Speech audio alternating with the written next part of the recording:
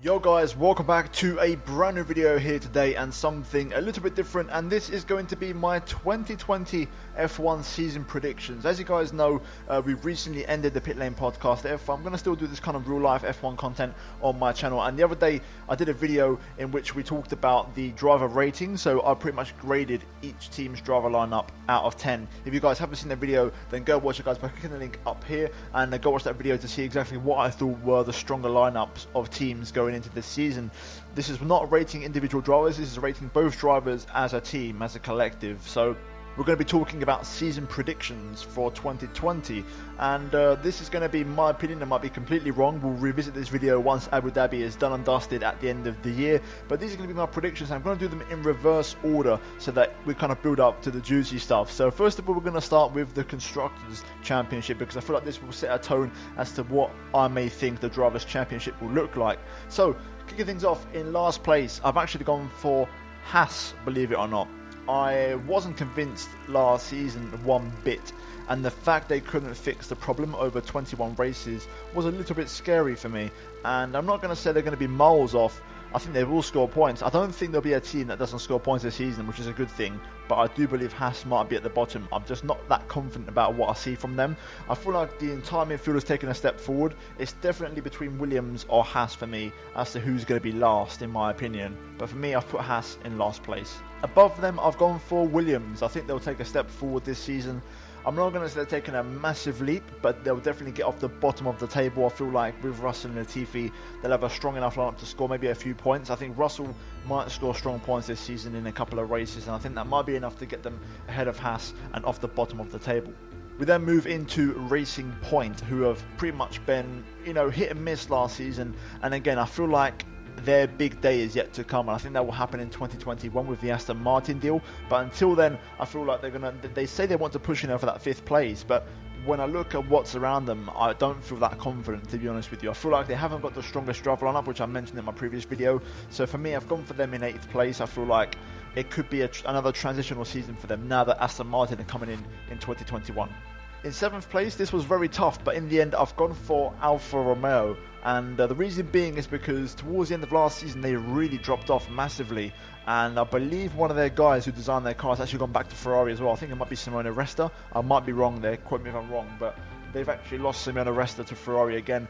And they were really going downhill towards the second half of last season. So I'm not too confident. Kimi isn't getting any younger, and I'm not 100% convinced on Giovinazzi just yet. So I'm not sure about Alfa Romeo. I've got a few doubts about them, so I've put them in 7th place. We then move to Scuderia AlphaTauri, who I've gone for in 6th place with the lineup of Kvyat and Gasly. I feel like it's their second season together now. They were quite strong last season. There was a decent amount of consistency there. They both got one podium last year, and it's a good team with decent backing, and they do get parts from Red Bull. So ultimately, it's hard to bet against them, especially if the Honda power unit, which we've heard rumours of, is quite strong.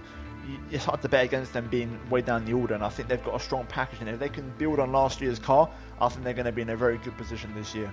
We then move into the top 5, and of course no surprises as to who's in the top 5. I like what I see. I think the driver lineups and also the team package just gives me a lot of confidence. But for 5th place, I have gone for Renault, and I think it'll be a similar story to last season. Having said that, they've got 2 good drivers, and that is a big plus for them. My prediction this year is that I think they're going to have a similar pattern to last season, where ultimately I feel like the engine and just the car lets them down here and there. They just don't quite have the car and engine they say they think they do, but they've got 2 very good drivers who will get the maximum out of it, and I think they will push each other to really score a lot of strong points for the team, and I think that's going to be a massive bonus for them. So I think they'll go in 5th place, and they will miss out on 4th place, because in 4th I have gone for McLaren once again. I fancy McLaren to take a big step towards the top 3 teams this year.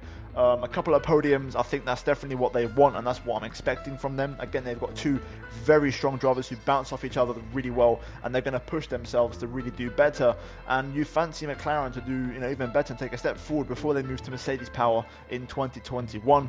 I really like what I see from them. Last year the step forward was absolutely massive, and I want to say they can definitely push it a bit further, this season, and potentially challenge for a podium. I'd love to see that, on a more regular occurrence.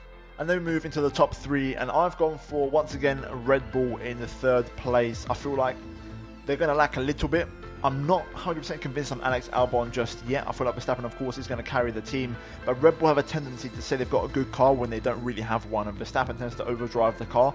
You know, I think Helmut Marko and Christian Horner tend to say a lot of BS and say their car is much better than what it really is. And the pattern in the last 3-4 years is that Red Bull comes strong at the very end of the season, around Mexico, Brazil, Abu Dhabi, when it's just too late, you know, to really make any difference in the championship. And then in second place, I've gone for Mercedes. Interestingly enough, I've taken a gamble here. My gut tells me there could be a change, and this is partly down to the driver lineup. I think Ferrari, if they get it right, they could score more points, and that's the question. Is if they get it right, and they could. In the driver ratings video, when I rated the driver lineup, I gave Mercedes a 9 and Ferrari an 8. Reason being is because Mercedes have everything set up for Hamilton to win. It's a very one-sided lineup. You know, Bottas will push him, but not too much, and Hamilton will score most of the points. With Ferrari, I gave them an 8 because with Ferrari, I feel like both drivers are combustible, and there could be problems like we saw in Brazil. But in this video, of course, we're not rating the driver lineup. I'm going off what I think could happen, and it's my prediction. So I think Ferrari will get the drivers right. I think they will get on well. If those two hit form and they bounce off each other quite well, they're a much stronger lineup than Bottas and Hamilton, in my opinion, and I think they could score more points over a season. That also depends on the car which Ferrari deliver, which, you know, we don't know much yet. There were some rumours that they had a poor car that wasn't doing too well. They're going to have 2 different specs in testing, but apparently they have fixed the issues now from what I've heard, and their car is ready to go. It's going to be a lot more aggressive, a lot more winglets and bits on the car to make it a lot more competitive in the aerodynamic side of things, which is where they lacked out massively last year, especially at low speed. So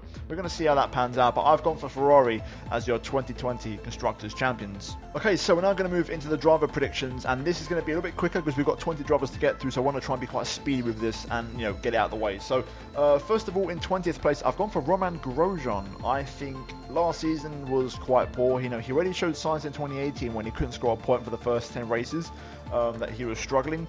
And last season, I felt like he just couldn't find any form. And I'm surprised he got renewed for 2020. I think everybody thought, most people thought he was going to get chopped for Hulkenberg at Haas. But it hasn't been the case.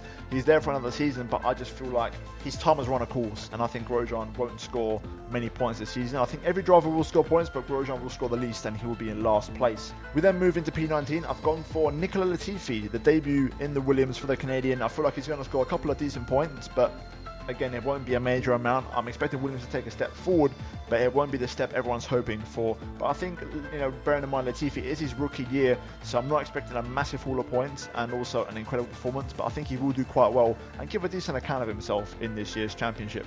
Ahead of Latifi, I've gone for Lance Stroll in the Racing Point. I feel like Lance will score a few points this year, but I'm not expecting major things from him. Probably because I'm not expecting Racing Point to take a major step forward this year. I think because of the news that next year they've got Aston Martin coming in, they're going to put all their eggs into that basket, I feel like. Also because this is going to be a very expensive year for them. I think they're going to want to prioritise next year personally, so I'm not expecting major things from them. We then move into P17, and that is going to be George Russell in the Williams. I feel like he's going to score some good points this year. I do fancy him. I think he's a good driver, and he's going to show exactly why he was F2 champion a couple of years ago, and I think I fancy him to lead that team quite well and hopefully score them some strong points, because like I said, I've got Williams above Haas in my prediction, so both Williams drivers will finish ahead of Grosjean, and then ahead of George Russell we will have Kevin Magnussen in P16, so he will just edge it out. I think he's been the number 1 driver at Haas now for a couple of seasons, and he has proven to be the lead driver in that team, but he does have his moments where he's inconsistent, you know, lacks a bit of, you know, maturity and a bit of, you know, care about the team.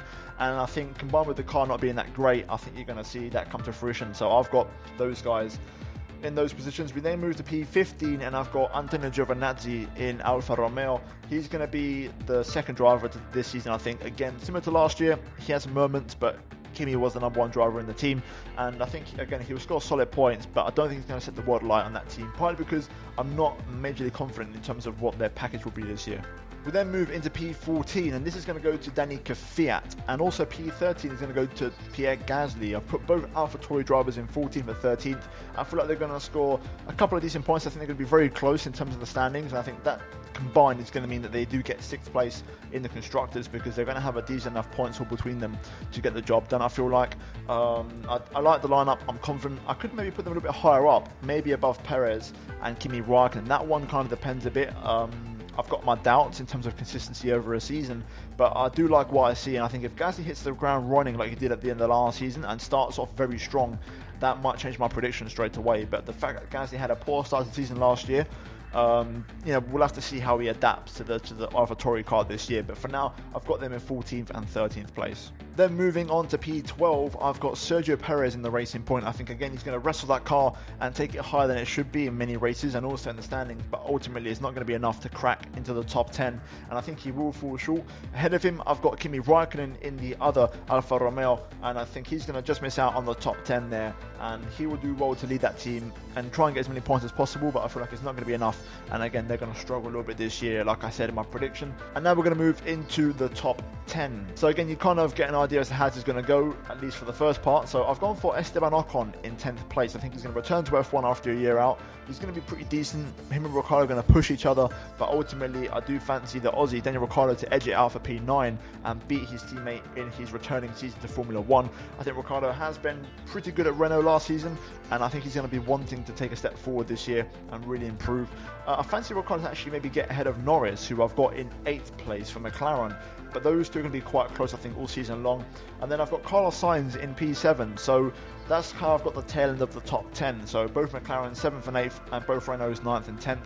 I think that is going to be a season-long battle. And between those four drivers, I feel like something about Renault just tells me it's not going to happen. I don't know why, I just don't have confidence in them. And if anything, it's going to be McLaren who take a step towards the podium places. So we've got Alex Albon in P6. I've gone for him again. I feel like last season, towards the end of last season, that's kind of what I expect from him. He could do a bit better with a bit more time on his side, but Red Bull definitely have a record of sacking drivers when it's a bit too soon. And if a driver has one bad race, you're going to be in trouble. And I feel like you need to mentally be strong for that. And I'm not quite sure if I see that with Albon as much as Max Verstappen. So we'll see how that goes, but I've got Albon in P6. I've then gone for Valtteri Bottas in P5, and this is the reason why I think Ferrari will clinch the Constructors' Championship.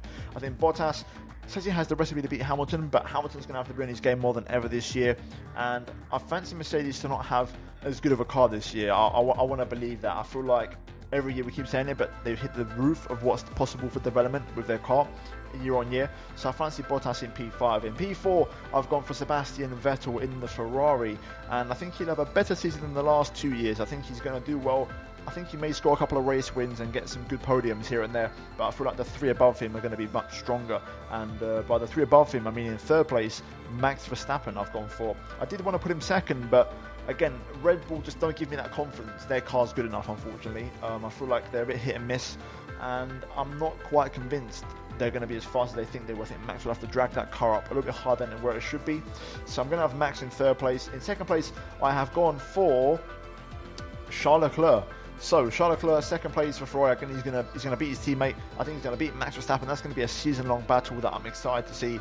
But I do think Ferrari will have a very strong car. I think Leclerc will push Hamilton to the championship, but Lewis Hamilton will clinch his 7th Formula 1 World Championship. It's hard to bet against the champion, regardless of the circumstances. And Lewis has been on top form now for a lot of years. And he says this year he's going to be stronger than ever, and I entirely believe him. I'm not a Lewis Hamilton fan by any means. I like Ferrari, but it's hard to bet against the champ, and Hamilton has been on top for so long now, and the regulations haven't changed since last year, so it's difficult. It really is hard to say no to Lewis Hamilton. But overall, those are my predictions. I've gone for Ferrari as Constructors Champions. I feel like as a package they'll be more consistent. I feel like Mercedes Bottas might struggle, and Hamilton will become the Drivers' World Champion once again in 2020. But guys, give me your thoughts down below in the comment section about what you think the season is going to do. I've done this video before pre-season begins, so that we have no idea whatsoever as to what the pecking order is, and hopefully I got some of these right, and I'm not too embarrassed by the end of the season at Abu Dhabi. But guys, that's going to be it for this video here today. If you guys enjoyed it, drop a like on the video and subscribe if you are new for daily Formula 1 content, and also check out these two videos